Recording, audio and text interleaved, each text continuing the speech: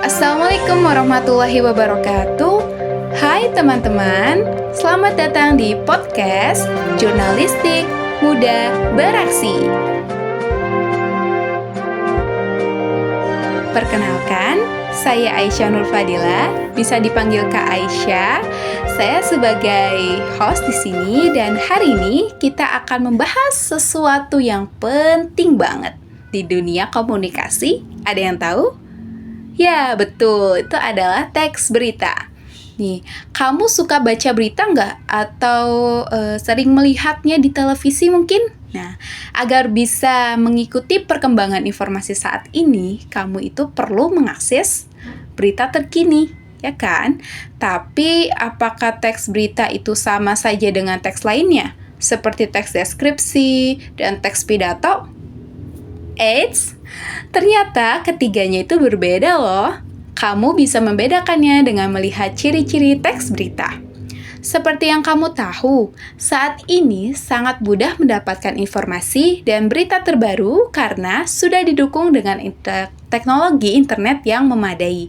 Jadi kamu tidak hanya bisa melihat berita di televisi, tapi kamu juga bisa melihat berita tersebut di handphone kamu masing-masing. Nih, mau cari berita apa saja itu tinggal klik dan langsung muncul berita yang diinginkan. Meskipun sering membaca berita, tapi mungkin masih banyak ya yang belum tahu apa itu teks berita. Nah, pada materi kali ini kita akan membahas tentang teks berita.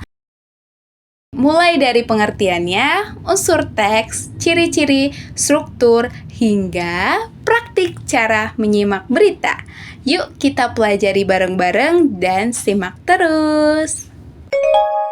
Bagian 1. Apa itu teks berita? Pada dasarnya, teks berita adalah sebuah teks atau tulisan yang isinya menginformasikan tentang suatu kabar atau peristiwa yang sifatnya aktual dan faktual. Lalu, menurut KBBI, teks berita merupakan keterangan tentang kejadian atau peristiwa hangat. Jadi, dapat disimpulkan bahwa teks berita merupakan teks tertulis yang menyampaikan informasi tentang peristiwa dan kejadian yang aktual dan faktual. Aktual artinya peristiwa dalam berita itu baru saja terjadi, dan faktual artinya informasi yang disampaikan sesuai dengan fakta atau kenyataan. Oleh karena itu, kalau kamu baca berita yang sudah lama, maka sifatnya tidak aktual lagi meskipun tetap faktual.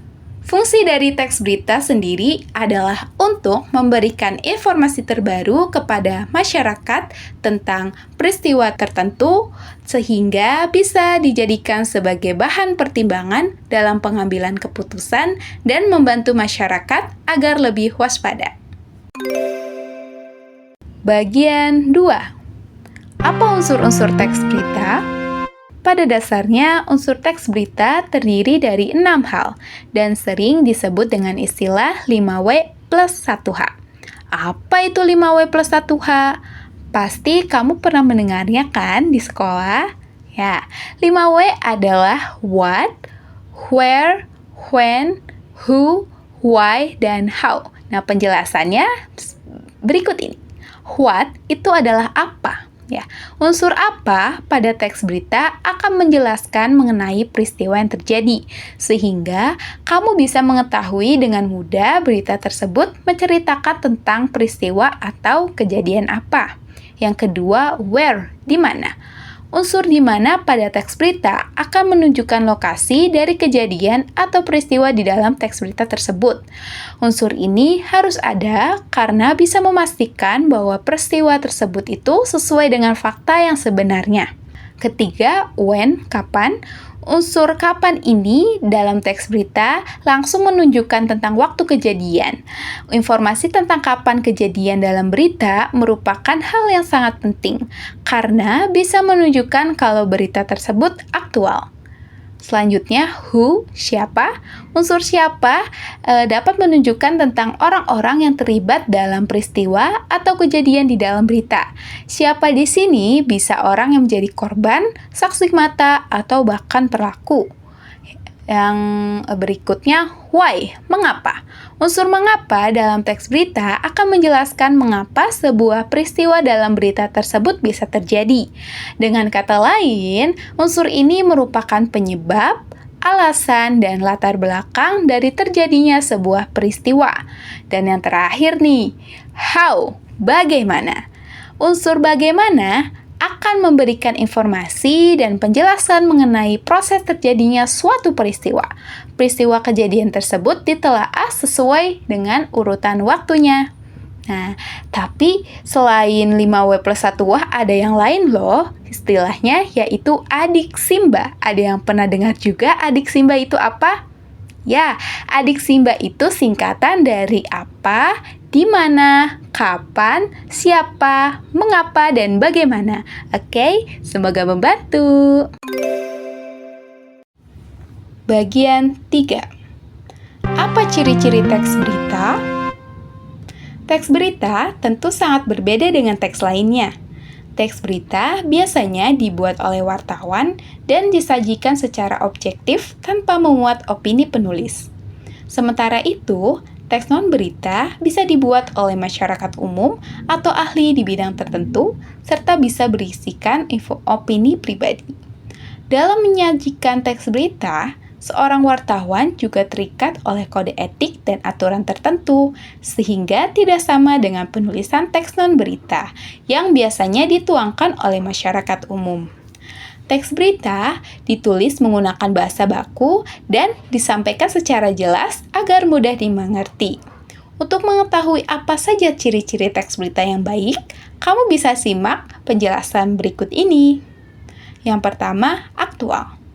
Aktual artinya kejadian dalam teks berita yang disampaikan baru saja terjadi atau sedang terjadi sehingga menjadi perbincangan hangat di masyarakat. Dengan demikian, teks berita aktual akan menunjukkan informasi yang terkini dan paling baru. Kedua, objektif. Selain menyampaikan informasi yang akurat dan terkini, sebuah berita juga harus menyampaikan kebenaran sesuai kondisi yang terjadi apa adanya. Opini pribadi dari penulis berita karena itu sesuatu hal yang tidak boleh seperti itu. Karena pandangan pribadi tersebut bisa mempengaruhi opini pembaca. Ketiga, faktual. Faktual menunjukkan berita yang disampaikan benar-benar terjadi secara nyata dan sesuai fakta, tanpa ada rekayasa sedikit pun apalagi hoaks. Wah, tidak boleh ya untuk menyebarkan suatu informasi atau berita hoaks. Dan dapat dikatakan bahwa ciri-ciri teks berita faktual itu menyajikan informasi yang sesuai realita, benar adanya, dan tanpa rekayasa. Keempat, unik dan menarik. Ciri selanjutnya adalah menyajikan informasi secara unik dan menarik dengan pemilihan kata-kata yang membuat pembaca merasa tertarik. Kelima, eksplanasi. Teks berita yang baik terdiri dari pernyataan umum dengan adanya unsur sebab akibat di dalamnya, serta interpretasi. Yang keenam, ada kronologis kejadian. Dalam teks berita terkini biasanya juga tercantum informasi kronologis kejadian atau peristiwa. Kapan dan di mana peristiwa tersebut terjadi dan informasikan secara jelas. Ketujuh, bahasa baku dan komunikatif.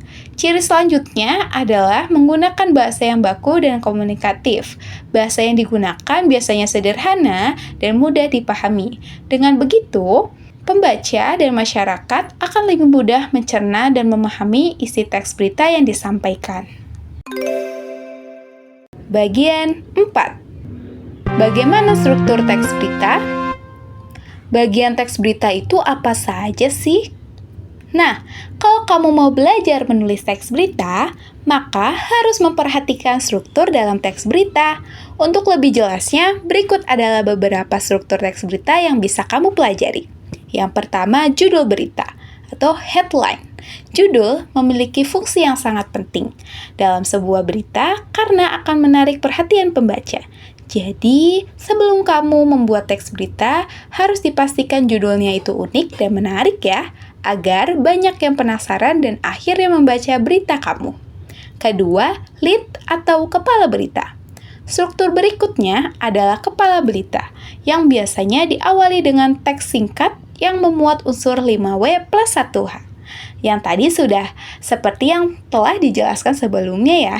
Di bagian awal berita akan ada informasi tentang 4 unsur utama yang meliputi apa, di mana, kapan, dan siapa. Ketiga, body atau badan berita. Badan berita akan menyampaikan informasi dan penjelasan mengenai informasi yang sudah sedikit diberikan di bagian kepala berita. Informasi pada badan berita ini sekaligus akan menjawab tentang mengapa dan bagaimana peristiwa itu terjadi.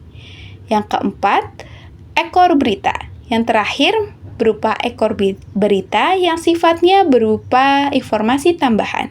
Sehingga jika bagian ekor berita tidak ada atau dihilangkan, maka hal itu tidak akan mempengaruhi isi teks berita secara keseluruhan. Kita akan beralih ke suatu yang seru nih, yaitu bagian praktik menyimak berita. Yeay! Tapi pada bagian ini bukan Kak Aisyah yang akan memandu langsung. Kak Aisyah ada tamu spesial loh, yaitu siapa ya? Hai, namaku Julis. Halo semuanya. Ya, Julis di sini akan membantu kamu semua untuk menjalankan misi. Siap untuk misi rahasia, wahai para jurnalis muda? Oke. Dengarkanlah perkataan Julis dengan fokus ya. Kita akan melakukan tantangan yang akan menguji kemampuan menyimak kalian sebagai wartawan cilik.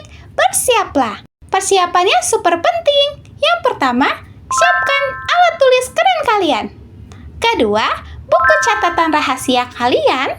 Ketiga, fokus mode on. Misi kalian adalah mencatat 5W plus 1H dari berita yang akan Julis putarkan. Bayangkan, kalian adalah mata-mata informasi yang harus menangkap setiap detail penting. Oke, aturan tantangannya. Dengarkanlah dengan telinga setajam elang, catat dengan kecepatan kilat, dan jangan sampai kehilangan satu kata pun. Siap? 3, 2, 1, mulai! Kita ke informasi lainnya, pemirsa, seorang siswa kelas 7 di Ciomas, Kabupaten Bogor memiliki segudang prestasi dalam bidang robotik dan animasi. Dalam kedua bidang ini menang dalam berbagai kejuaraan robotik di tingkat nasional hingga mancanegara. Tak hanya itu, remaja ini juga ternyata merupakan hafiz Quran. Namanya Ibrahim Haris Al-Rashid, siswa kelas 7 di Sekolah Islam Terpadu Kaifa di Kecamatan Ciomas, Kabupaten Bogor, Jawa Barat. Remaja ini memiliki segudang prestasi. Semuanya bermula dari ketertarikan Haris dengan hal-hal berbau mesin, robotik, dan animasi. Sang ibu yang melihat potensi anaknya mengarahkannya untuk bergabung dengan ekstrakurikuler merakit robot di sekolahnya. Jika dulu Haris memulai hobinya dengan membongkar handphone rusak milik sang ibu, kini Haris sudah memiliki kemampuan membuat robot untuk bermain bola dan game animasi. Robot rakitannya membawa Haris mendapat puluhan piagam penghargaan. Haris ini anaknya ceria ya, selalu ceria, kemudian rasa ingin tahunya itu tinggi. Jadi dia pengen sesuatu yang baru tuh dia kayaknya harus pengen tahu, harus belajar dan belajar lagi. Tidak hanya cerdas dalam pelajaran dan bidang robotik, Haris ternyata juga adalah hafiz Quran. Sebenarnya nih minat di robotik ini dari kecil ya. Ketika dia senang membongkar, dia membongkar handphone itu dia dibuka, dia penasaran apa sih si handphone itu. Dengan robotik ini tuh dia untuk membuktikan bahwa jangan teknologi yang menguasai manusia, tapi manusialah yang menguasai teknologi. Baik orang tua maupun gurunya berharap Haris dapat mempertahankan semangat belajar untuk meraih prestasi, sekaligus menjadi anak yang taat beragama dan tekun dalam menghafal Quran. Dari Bogor, Jawa Barat, Wildan Hidayat, iNews melaporkan. Setelah kamu menyelesaikan tantangan ini, pada episode selanjutnya, kita akan bersama-sama membongkar informasi penting di balik berita berita tersebut. Siapa yang paling akurat, siapa yang paling detail. Oke, bye! Hai, kembali lagi dengan Kak Aisyah di sini. Wah, gimana tantangan yang Julis berikan tadi? Seru? Menyenangkan? Sangat lah ya, sangat menyenangkan lah ya. Julisnya juga lucu ya. Dan ternyata menyimak berita itu seru ya. Seru pastilah. Ingat ya, sebuah berita yang baik itu harus apa? Oke, yang pertama ada faktual, aktual, ya, objektif, menarik, eksplanasi, lalu ada apa? Kronologis, ada kronologis kejadian, betul. Terus ada bahasa, memiliki bahasa baku dan komunikatif. Ya, begitu ya. Nah, dan untuk memperdalam pengetahuan kalian nih ya, pengetahuan teman-teman, coba buatlah satu teks berita tentang kegiatan di sekolah. Temanya bebas apa aja ya. Kirim ke email podcast kami dan berita terbaik ya akan kami bacakan di episode selanjutnya. Oke? Oke ya, semangat ya. Sampai jumpa di episode berikutnya. Saya Kak Aisyah, tetap semangat belajar. Bye. Assalamualaikum warahmatullahi wabarakatuh.